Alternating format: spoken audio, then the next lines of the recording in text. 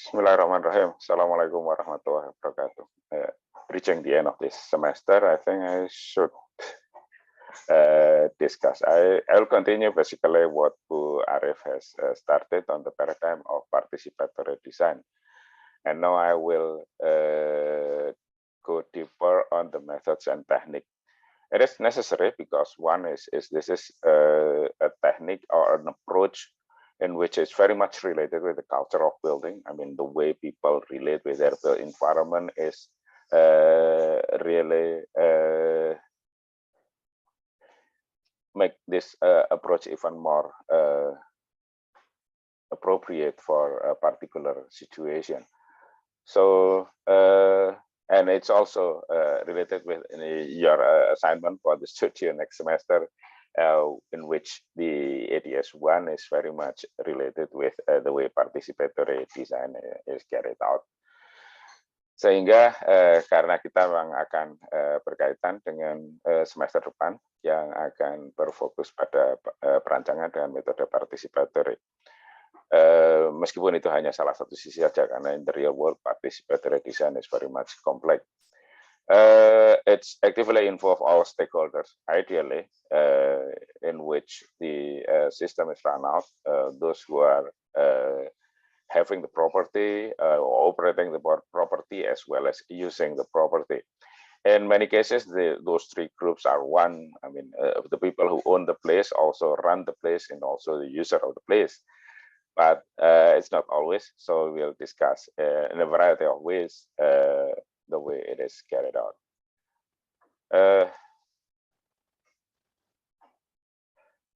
And participatory design is particularly useful when we are dealing with a situation which is now often characterized as VUCA, volatility, uncertainty, complexity, and ambiguity. If the aspect is always changing, the problem is always trigger another problem, and every solution will also bring new problems. The situation becomes volatile and uncertain, and it's complex because many stakeholders will have different aspirations and often ambiguous. It's unclear which way that we should decide. It's unclear and unstable. While on the other hand, the resources are limited or very tight.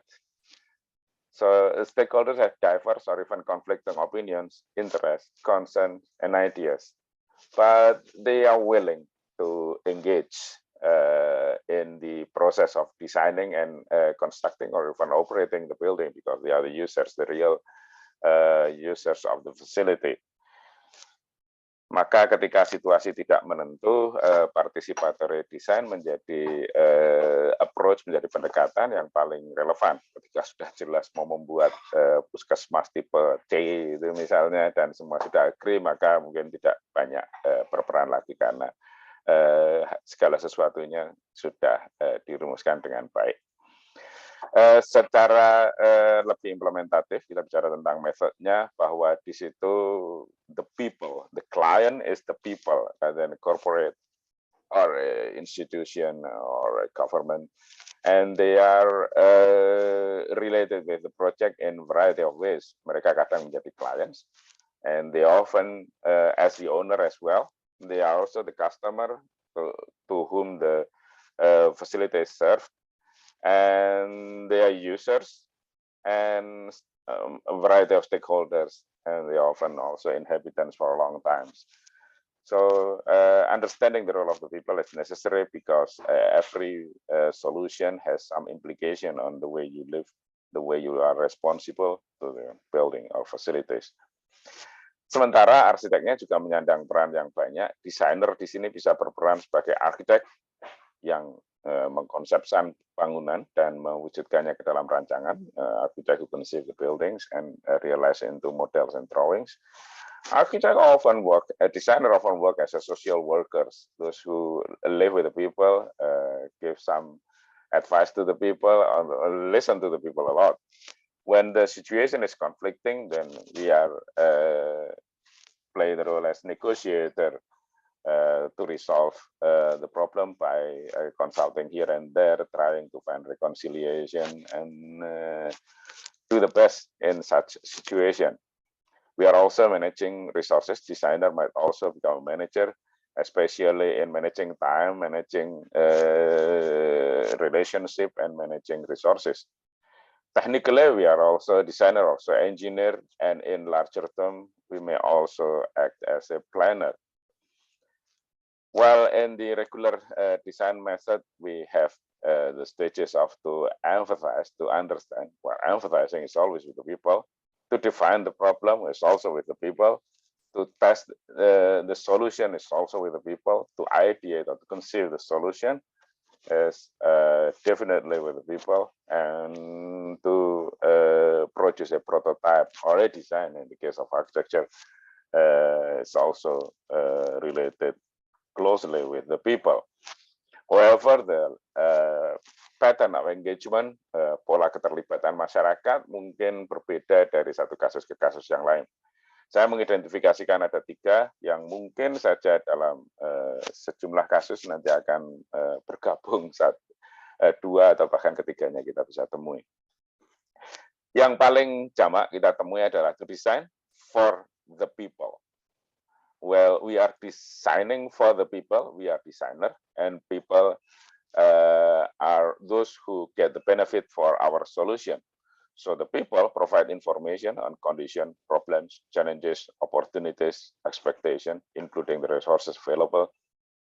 While architect process the information from the people to produce design as a solution to the people. Bagaimana di dalam gambar yang di kanan itu masyarakat menyampaikan, oh kami ingin agar jalannya lancar, kami ingin agar aktivitas bisa seperti ini. Harapan-harapan mereka, sementara mereka juga menyampaikan apa yang kami miliki. Tapi berikutnya arsitek akan bekerja atau desainer akan bekerja untuk mencari solusi atau merumuskan solusi yang tepat untuk masyarakatnya. The second one is design with the people. Kalau desain for the people, maka masyarakat akan terlibat di awal. Kalau di sini di sepanjang proses mereka menjadi bagian dari suatu proses yang dipimpin oleh desainer atau arsitek. The people provide information and involved in the design process by generating alternative solution. Sehingga layout-nya akan dirumuskan bersama, konstruksinya akan diberikan alternatif bersama, dan sebagainya. Maka arsitek process the information from the people, generate alternative solution with the people, and produce design and solution for the people, with the people. Sehingga dalam proses selalu bersama-sama.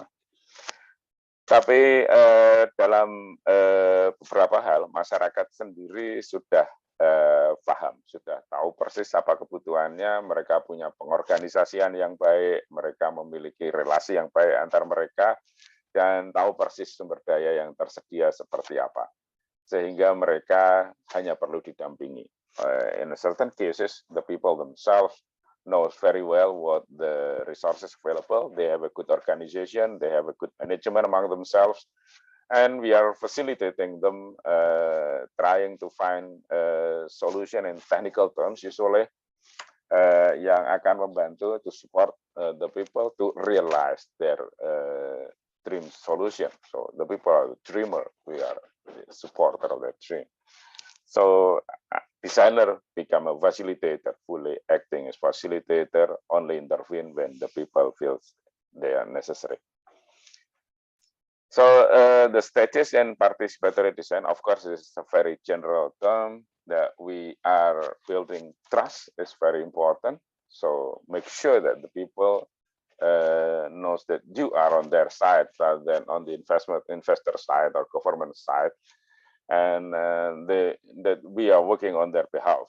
Kita berada di sisi mereka dan kita akan bekerja untuk wujudkan harapan-harapan mereka.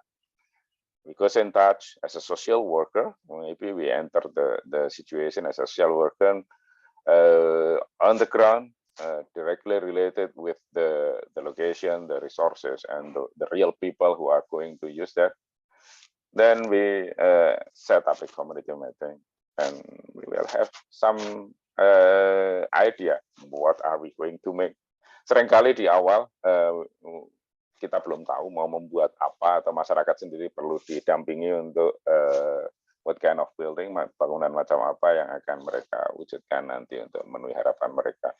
Kami ingin perekonomian maju misalnya dan bikin apa, bikin warung, bikin workshop, bikin showroom dan sebagainya, itu sangat bergantung pada bagaimana kita bersama-sama memahaminya dengan masyarakat. Sesudah masing-masing punya gambaran yang berhubungan atau gambaran bersama, maka kita bisa melakukan desain iteration, bisa puluhan kali, ke ratusan kali untuk merumuskan yang terbaik desainnya. Dan untuk mewujudkannya, kita perlu partnership for fundraising and support. Kita mendapatkan, kalau itu sudah bisa dipenuhi oleh masyarakat, maka ya sudah baik. Gitu. Tapi kalau tidak, kita perlu untuk bermitra, because some partners also have some requirements. Partner kita mungkin punya, oh kami hanya akan memfasilitasi bangunan saja, tidak prosesnya misalnya. Nah itu perlu dipahami bersama. Lalu berdasarkan harapan masyarakat dan support dari partner, kita bisa memfinalisasikan desain. We may finalize the design after have a good understanding of what the people aspiration as well as how far the support system might involve in this situation. Dan kita akan membangunnya sehingga perlu step berikutnya itu incremental construction and phase addition. Kita perlu tahu tahapannya mau yang mana dulu, semua barengan ataukah kita perlu untuk mengakumulasikan material dulu atau satu bagian beroperasi dulu. Dan kita akan melakukan mobilisasi, we involve the people to participate in the construction process, as well as continue to take on the use of space after the building is, I'm not saying completed, but can be used and give benefit to the people. Sepanjang proses untuk mengoperasikannya, mungkin masyarakat juga masih memerlukan saran-saran dari kita to prepare the use of the space. Maka untuk menggalang keterlibatan, to engage the people in the process, we may devise a number of techniques, because every participatory design is unique. This is what a number of project in which people participating, and each of the project is different from one another. And there are level of engagement, level of support, and level of or scale of a project will make different ways to participate. In this case, the author make two axes. One is who participate, with whom, in what, to define the roles and the scope of every actors here.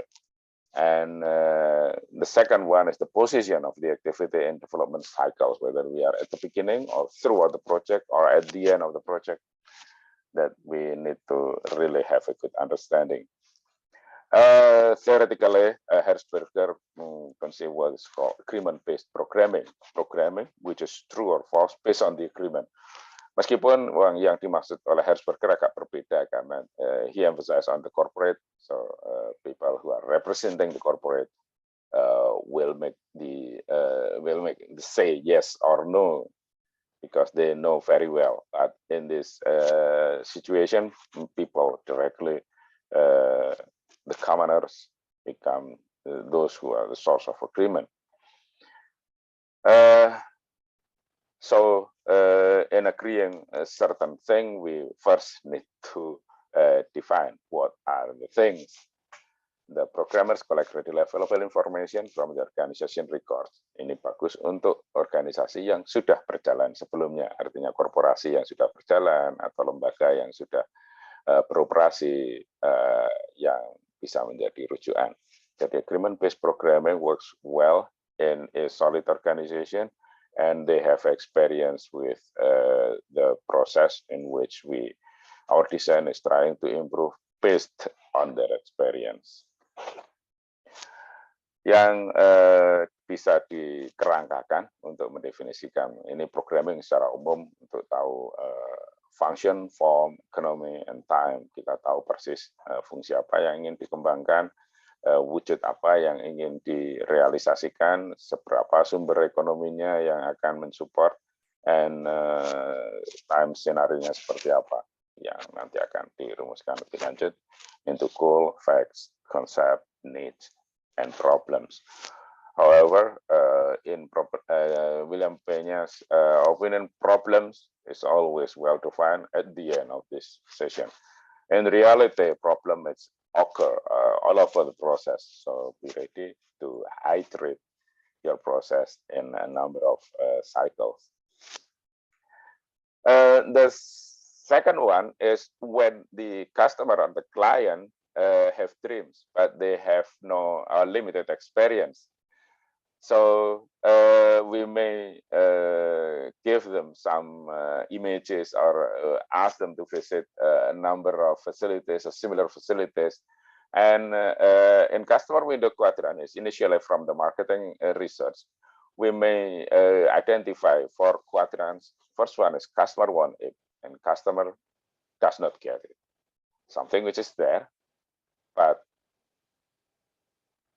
something they really need. I mean, I would like to have a library, I would like to have a school like this, but it's not in the school that I visited, not in the library I saw in the movie, in the YouTube. Or the second one, customer wants it and customer does get it there. So to highlight, ada yang diharapkan dan that's there. So we need to ensure that this quality will be implemented in our design. Customer does not want it and customer does get it, but customer does get it. So klien atau customer kita ya ingin, I don't like that color, I don't like that chair, I don't like that connection with other rooms, but it's there.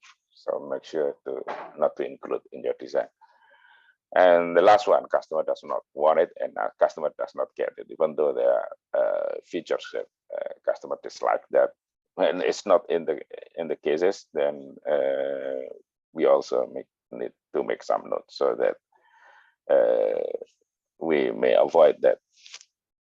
So the customer satisfaction of an existing facility they are familiar with, or customer expectation of some design precedent presented to them. So ini bisa dilakukan untuk mengevaluasi perpustakaan ini. Misalnya ini yang mereka miliki atau perpustakaan yang belum atau di tempat lain yang mereka harapkan. Sehingga kita bisa menyusun skala prioritas antara the importance and performance. Jadi kalau kita mengharapkan, menginginkan yang menjadi high importance, kalau tidak kita harapkan maka itu menjadi low performance dan seterusnya. Menarik, ini sekedar untuk membandingkan. Kalau yang pertama tadi, kalau organisasinya itu solid dan settled. Yang kedua adalah kalau mereka punya harapan yang jelas, tapi belum punya fasilitas yang cukup mapan.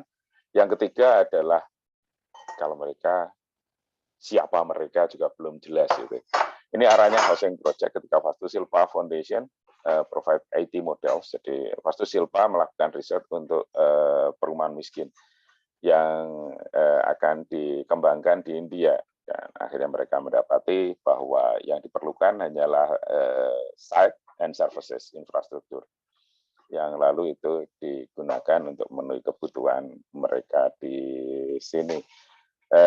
Sementara desainnya sendiri kliennya belum ada, yang akan beli belum ada, sehingga mereka memberikan alternatif yang sangat banyak 80 models yang lalu nanti klien bisa memilih di antara itu mana yang akan dipergunakan dan menyediakan pendamping untuk implementasi tersebut. Begitu saya kira masing-masing teknik akan berkaitan dengan profil dari klien yang kita akan hadapi, sehingga kita bisa menyesuaikan participatory approach kita dengan ekspektasi dan kondisi dari klien yang akan dealing with us.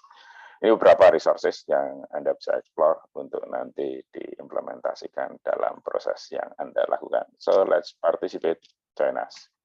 Terima kasih. Assalamualaikum warahmatullahi wabarakatuh.